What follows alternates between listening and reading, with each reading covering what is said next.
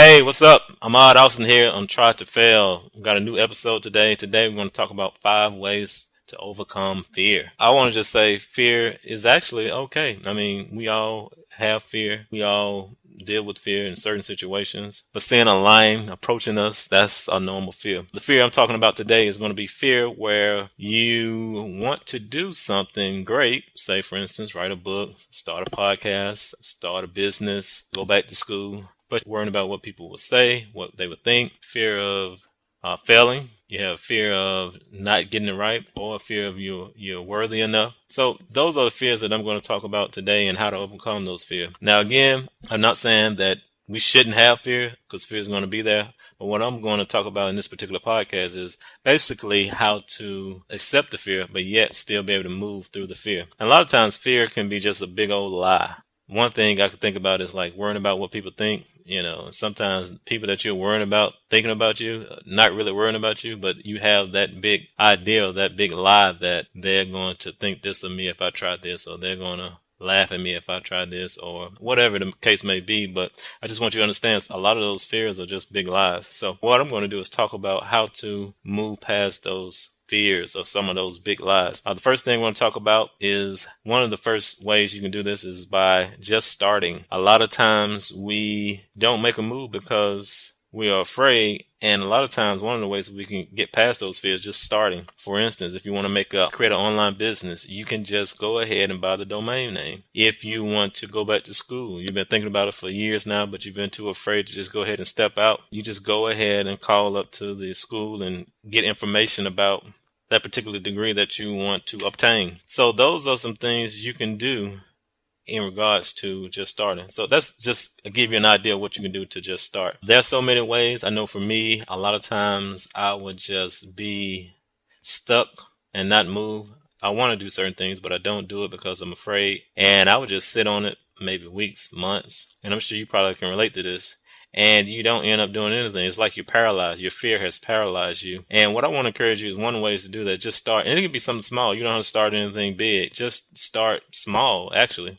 Like I said, just buying a domain name. I don't know why I keep going back to domain name, but online business is a big thing with me, so that's why that's one of my go-to examples. But it can be with anything that you want to do. It could be like creating a nonprofit, or creating like paintings, or taking up salsa. I mean, whatever it is, just start.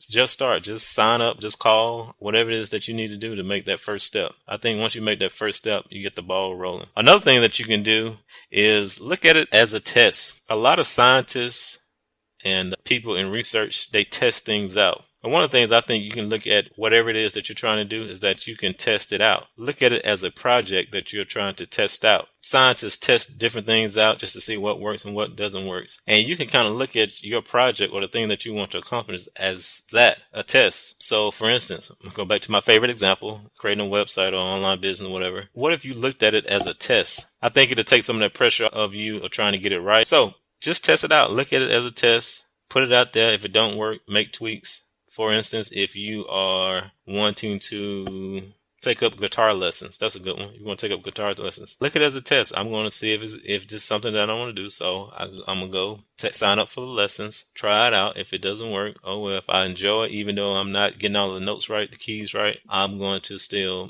pursue it. So just look at whatever it is that you want to do or try to accomplish. It goes, look at it as a test. Again, I think that takes away a lot of pressure off you and kind of eliminates some of that fear. The next thing you can do is look at it as a course. Kind of the same thing, but just a different approach. For me, creating this podcast, I kind of look at it as a course. I am afraid. I was afraid of doing it. I'm nervous of interviewing people. Nervous of, how my voice sound. I worry about that. I have worried about that. But one of the ways I kind of eliminate some of that fear is by looking at this whole creating a podcast as a course. Just like you would take a course on working on your associate degree, master's, bachelor degree. You take classes, you register for the course, you buy books, you study, and you create final projects, so to speak. This podcast for me is like a course. I learn how to set up account. I learned how to create the website. I've learned how to submit to iTunes. I've learned how to ask for interviews for people via email.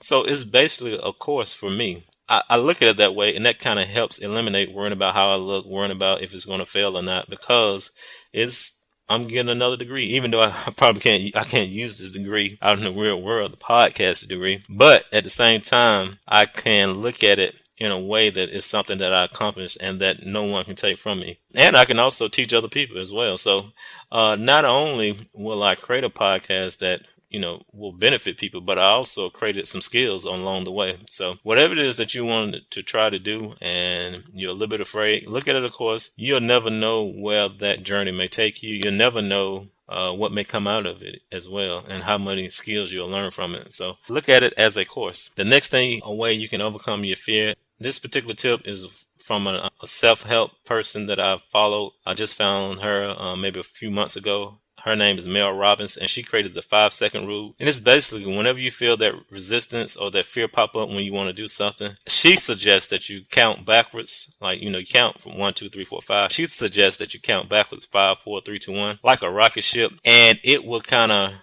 reprogram your brain or kind of ignite something inside of you to go ahead and push you to do the things that you want to do. I used this particular technique when I was about to give a speech. I was a little nervous. While the host was introducing me, I kept counting backwards 5, 4, 3, 2, 1. Just like you kind of, the blast off of a rocket. 5, 4, 3, 2, 1, 5, 4, 3, 2, 1. And I have to tell you, it worked. I felt myself getting out of my seat, getting out of my head, not worrying about how I'm going to sound, how I would look. And I got up and did the speech. And I have to tell you, that was one of my best speeches that I ever gave. Of course, I stumbled over a few words and everything, but I wasn't all in my head like I normally do when I'm giving a speech. So check out, she got a book called The 5-Second Rule. So check that out if you're interested. I'll put that in the show notes. But that particular technique is an awesome technique. Here's another technique sort of similar to the 5-second rule. It's called the try to fail. That's pretty much one I created. A lot of times when I feel the fear and resistance, I tell myself to try to fail. I've used try to fail. This is one of my go-to things. A lot of times I'm afraid to try things because I'm afraid that I'll fail. And this is one of the things that I use. I say it to myself quietly sometimes when I'm about to do something and I feel the resistance and I feel fear, and I just tell myself to try to fail. And that way I kind of just get over the whole fear of failing. And that has helped me a lot, just dealing with certain things. So that kind of gets me out of my head and worrying about how the end result is going to be. So if I try to fail, that means I don't have to really worry about failing because I'm trying to fail. And it sounds crazy, but the big thing about that is if you're trying to fail, if you keep trying to fail over and over again, you eventually are going to succeed. I know Michael Jordan said, I missed more than 1,000 shots in my career. I lost almost 300 games. 26 times I've been trusted to take the game-winning shot and miss. I failed over and over again in my life, and that is why I succeed. So again, try to fail.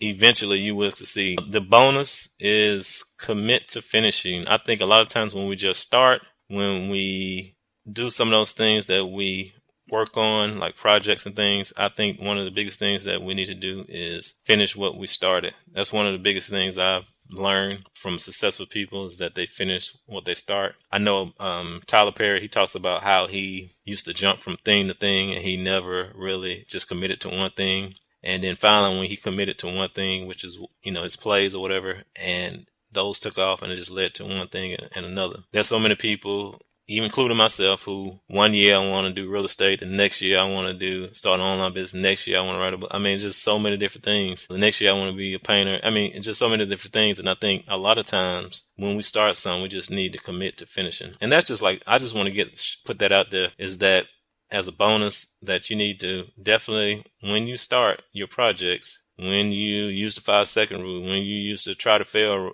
technique, when you use the look at it as a test technique, I think the main thing is once you get the ball rolling is that you continue to push forward until you finish. I will say one of the ways that can help you commit to finishing is by getting an accountability partner. That's one of the things that I did. That's one of the things I have with this podcast and also with some other projects that I'm working on, is that I have someone that I have to talk to on a regular basis and kind of give an update on what I'm doing. And she's pretty strict and strong, so she's pretty tough with me. I will say that whoever you get, you need to definitely get somebody who will call you out on your BS. So those are the 5 ways that you can overcome your fear. Just start, look at it as a test, look at it as a course, use the 5-second rule, and also try to fail. So those are some tips that you might can use today when you're working on something that you never worked on before, or you're stepping out and you trying something new and you feel resistance and fear. So if you like this episode, please comment. Leave me a comment in the comment bar on ahmadaustin.com, or you can also leave a review in iTunes. Just search Try to Fail or my name in iTunes, and I would love to get a nice, good review. And that way other people can find us as well in iTunes. See you next time. Talk to you later. Have a great day. If you enjoyed this podcast, I ask that you hit the subscribe button. Also, feel free to leave a 5-star review as well as share your favorite episode to your friends and family. This will help us rank higher in iTunes and increase the number of people who listen to the podcast.